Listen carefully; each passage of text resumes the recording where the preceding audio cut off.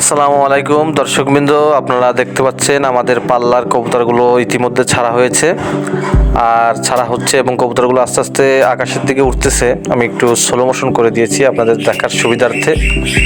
তো দর্শকবৃন্দ, কবুতরগুলো আস্তে আস্তে চাল্লি নিয়ে বাসার দিকে রওনা করবে। আমরা আশাবাদী যে সব কবুতরগুলোই কাউন্ট হবে ইনশাল্লাহ। তো দর্শকবৃন্দ, এবছরের ফার্স্ট পাল্লা, এই শীতের ফার্স্ট পাল্লা, যেহেতু শীত পড়ে গেছে আমরা কবুতরগুলোকে টুর্নামেন্টের জন্য প্রস্তুত করতেছি, যার কারণে ট্রেনিং দেওয়ার জন্য এই পাল্লাটা দেওয়া। যেহেতু এবছরের ফার্স্ট পাল্লা এটা, যার কারণে আমরা এরিয়াটা একটু কম নিয়েছি, যাতে করে সকল কবুতরগুলো সুন্দরভাবে বাসায় পৌঁছাইতে পারে।